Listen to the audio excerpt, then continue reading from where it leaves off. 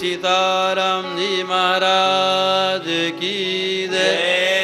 श्री राधा गोविंद भगवान की जय। श्री वृंदावन बिहारी लाल की जय। श्री हनुमान जी महाराज की जय। श्री वेदव्यास भगवान की जय। श्री सुखदेव भगवान की जय।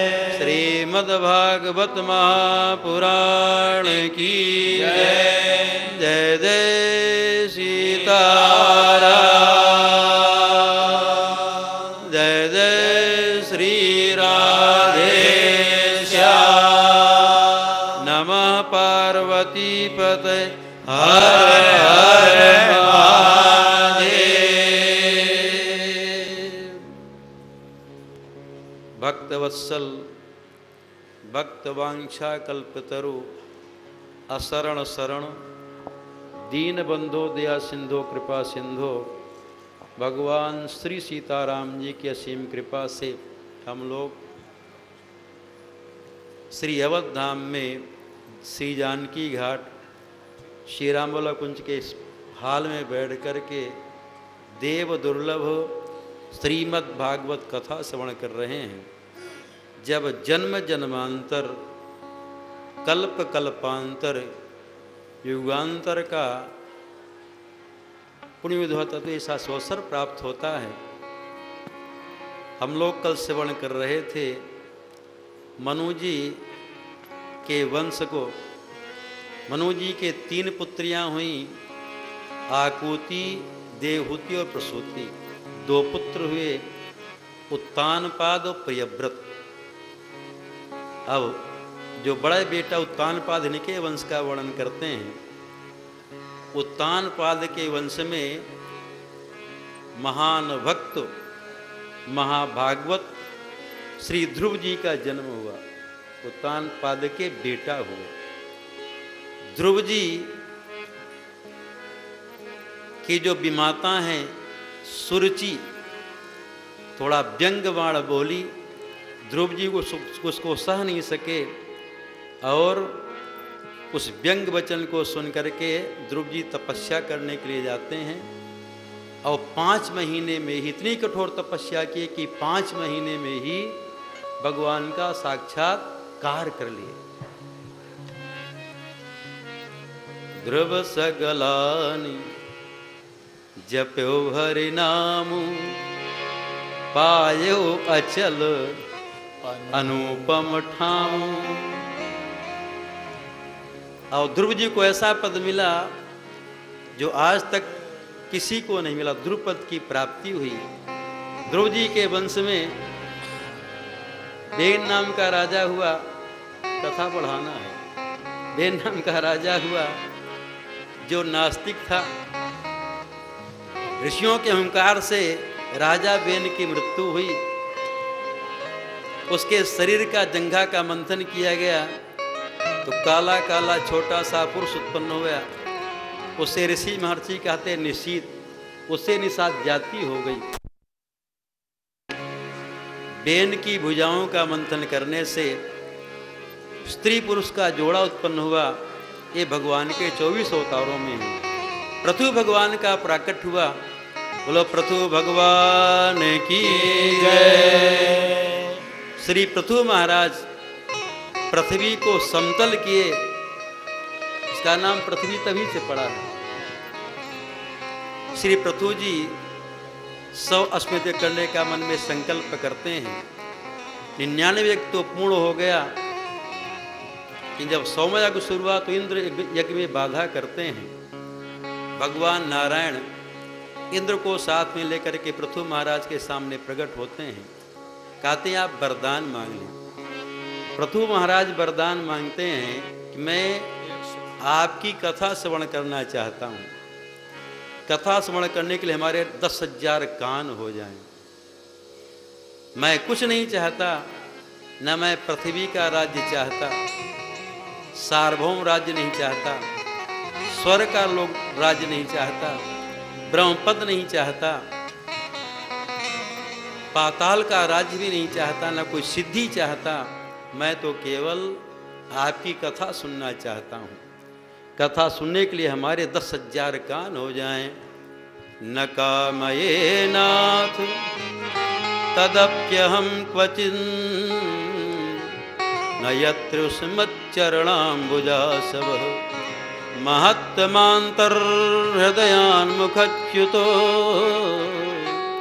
विदत्वकर्णायुतमेषमेवरः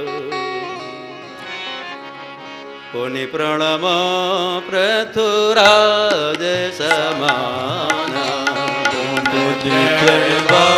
पृथुराज समाना परयग सुनय सहसु दश गाना परयग सुनय सहस दश गाना परयग सुनय सहसु दश गाना परयग सुनय सहस दश गाना। महाराज पृथु के वंश में प्राचीन बरही नाम का राजा हुआ जो कर्म में आसक्त था। श्री नारद जी विचार करते हैं ये हमारे ध्रुव के वंश का है, ये कर्म में आसक्त है। यज्ञ करता था प्राचीन बरही, लेकिन हिंसा प्रधान यज्ञ करता था। यज्ञ में पशुओं का बलिदान देता था। श्री नारद जी प्राचीन बरही के पास में आते हैं और उसको समझाते हैं, तुम जो यज्ञ करते हो, यज्ञ में पशुओं का बलिदान करते से हिंसा होती है। प्राचीन बरही कहता है वेद भगवान की आज्ञा यज्ञ करो, मैं यज्ञ करता हूँ। नारद जी कहते हैं जो तुम यज्ञ में पशुओं का बलिदान देते हो उचित नहीं है, इससे पाप बढ़ता है। अपनी तपस्या के प्रभाव से श्री नारद जी प्राचीन उन जीवों को आकाश मंडल में दिखाए जिनकी हत्या किया था ना, वो सब सींग नुकीली करके उसको मारने के लिए तैयार थे। वो देख करके डर गया। इसका मतलब है यदि हम यहाँ किसी की हिंसा करेंगे, लेकिन लोग अपने जीभ के स्वाद के बस में होकर, जीविया के बस में होकर के जीवों को मार के खा जाता है। अरे भगवान इतनी बढ़िया बढ़िया वस्तु बना दिए खाने के लिए, मानव के लिए, और गंदी वस्तु को खाता, घृणा भी नहीं होती।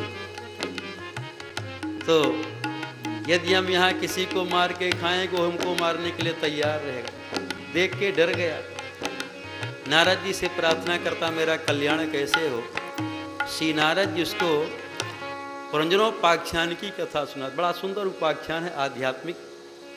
पुरंजनोपाख्यान की कथा सुनाते हैं। कहते एक जीव था और उसके एक सखा थे, उनका नाम था अविज्ञात। पुरंजन ही जीव है और भगवान ही सखा है। जीव के सच्चे सखा भगवान ही हैं। ये दोनों मित्र घूमने के लिए चले, तो जब हिमालय की तलहटी में पहुँचे, पुरंजन वहाँ 9 दरवाजे वाला बढ़िया नगर देखा, तो अपने मित्र का साथ छोड़ दिया, उस नगर के दरवाजे के अंदर गया। युवती एक सुंदरी कंदुक क्रीड़ा कर रही थी, बड़ी सुंदरी थी। उसके पास में पहुंचा, पूछा तुम कौन हो। वो कहती मेरा परिचय जान करके क्या करोगे, तुम भी सुंदर हो, हम भी सुंदर हैं, चलो दोनों ब्याह कर ले। बिना नाम गोत्र समझे ही ब्याह कर लिया। अब पुरंजन अपनी पत्नी का क्रीड़ा मृग बन गया। जब पत्नी खाए राम जी ना, तब खाए, जब सोवे तो सोवे, जब बोले तो बोले, जब चले तो चले, जब हंसे तो हंसे। जैसे पत्नियां करे वैसे अपने भी करता था। पत्नी का अनुगामी। अब आप लोग जानते हैं, क्या बताना है। नाचते गोस्वामी तो लिखे हैं, नारी विवश नर सकल गोसाई नाचही नट मरकट की। हाँ, सब लोग जानते हैं, नाचही नट मरकट की नाई। तो ये भी अपना पत्नी के इशारे से नाचता था।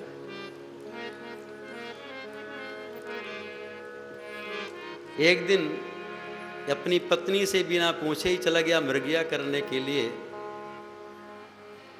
अनेक पशुओं का वध किया, वापस आया, स्नान किया, बढ़िया श्रृंगार किया। गया जब राजमहल में तो रानी साहब थी ही नहीं।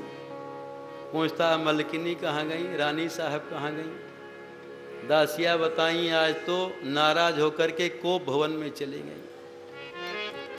पुरंजन गया अपनी पत्नी के पास, उससे कहता है कि प्रसन्न हो जाओ, लेकिन बोल नहीं रही थी।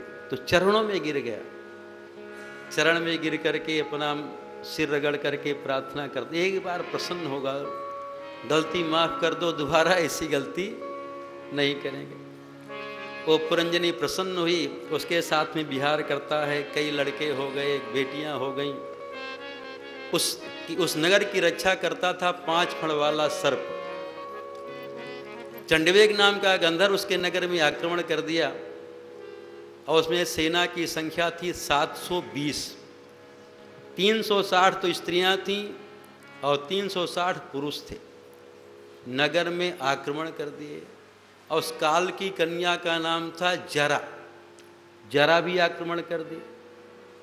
जब कथा सुना रहे थे तो पुरंजन कहता है नारद जी से, इसका आध्यात्मिक रहस्य क्या है? इसका रहस्य हमको नहीं पता लग रहा, आप सुनाइए। तो पुरंजन ही जीव है, भगवान ही सखा है। 9 दरवाजे वाली नगरी क्या है? ये मानव शरीर जो है यही 9 दरवाजे वाला नगर है। 9 दरवाजे हैं। 2 आँख का दरवाज़ा हो गया, 2 कान का दरवाज़ा हो गया, 2 नाक के दरवाज़ा हो गए, 1 मुख, 7 हो गए ना। 2 दरवाजे नीचे। ये 9 दरवाजे वाला नगर जो है मानव शरीर है। संसार के जितने भी जीव हैं मानव शरीर का ही वर्णन करना चाहते हैं, चाहते मैं भी मनुष्य बनूं। नर तन सम नहीं कवन ओ देही, जीव चराचर जाचत तेही। सब मनुष्य ही बनना चाहते हैं। तो 9 दरवाजे वाला नगर मानव शरीर है। अब 5 फण वाला सर्प रक्षा करता है क्या? ये जो 5 प्राण हैं, अपान, प्राण, व्यान, समान, उदान, जो 5 प्राण हैं यही इस नगर की रक्षा करते हैं। हम लोग जब सो जाते हैं तब भी श्वास चलती है कि नहीं? शरीर का सारा व्यापार बंद हो जाता है। शरीर भी अब मृतक जैसे हो जाता है। इंद्रियां भी काम नहीं करती, मन भी काम नहीं करता, शरीर का कोई अंग काम नहीं करता, लेकिन प्राण उस समय काम करता है कि नहीं? प्राण माने श्वास। श्वास बंधा हो जाए, कहते लोग प्राण चले गए। उस समय भी श्वास चलती रहती है। तो ही 5 फण वाला सर्प नगर की रक्षा करता। सो जाते हैं तब भी रक्षा करता है। और ये पुरंजनी क्या है? बुद्धि ही पुरंजनी है। बुद्धि ही जो विचारणी बुद्धि है ये पुरंजनी है। बुद्धि इधर उधर ले जाती है। तो बुद्धि आंख देखती है, फिर बुद्धि उसे विचार करती है, बात मन में आती, मन सोचता है क्या कर, इसको कैसे प्राप्त करें। तो बुद्धि ही पुरंजनी है। और चंडवेग नाम का गंधर्व क्या है?